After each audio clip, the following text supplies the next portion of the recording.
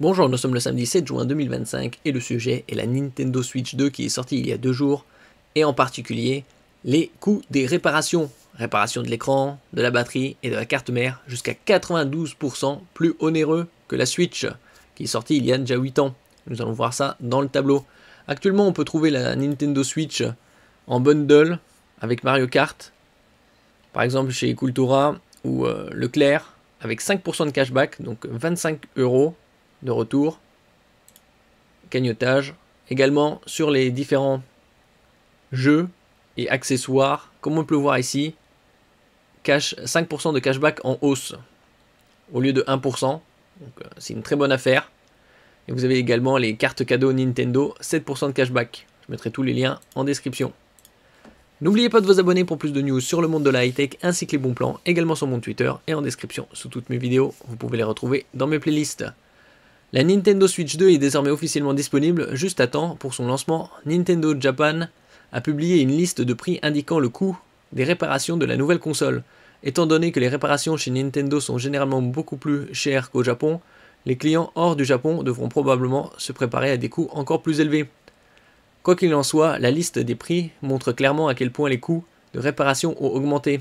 Le remplacement de la carte mère par la plus puissante Nvidia Tegra T239, comprenant 12 Go de RAM, 256 Go de stockage flash, coûte 27 500 yens, ou environ 191 $. Actuellement, le cours euro-dollar, ça doit être aux alentours de 1,12 $ pour 1 €, soit 92% de plus que la Nintendo Switch d'origine, qui est sortie en mars 2017. Il parlait récemment d'une version Switch 2 OLED qui pourrait sortir en 2026. Il faut rappeler que la Switch première du nom en version OLED est sortie 4 ans et demi après la première Switch. La Switch est sortie en mars 2017 et la Switch OLED en octobre 2021. Donc est-ce qu'on aura d'ici 1 an et demi une version Switch 2 OLED? Je dirais que c'est un peu probable, il faudra attendre un peu plus longtemps.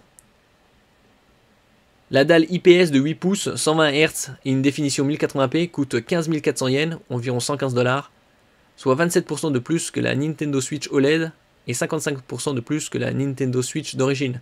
C'est assez curieux que ça coûte plus qu'une Switch OLED en ce qui concerne la dalle 7,9 pouces ou 8 pouces LCD. Après il y a les technologies HDR dedans.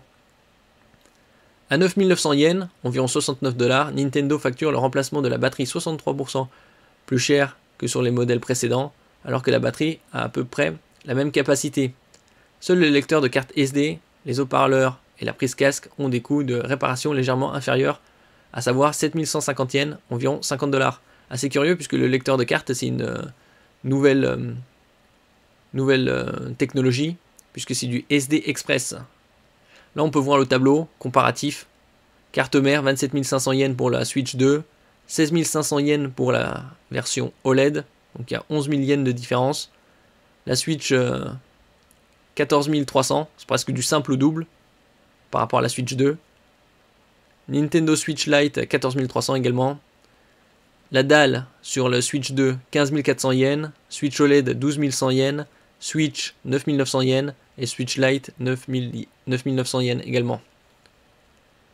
La réparation d'un dock défectueux coûte 6 930 yens, environ 48 $, soit plus de 2 fois plus que le modèle précédent.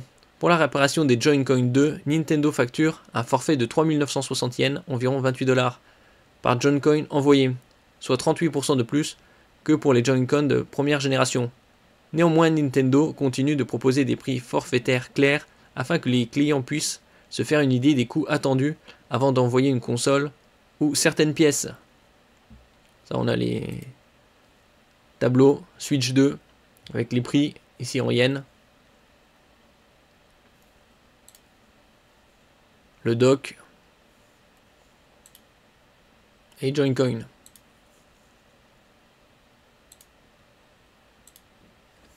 Merci pour votre écoute et à la prochaine.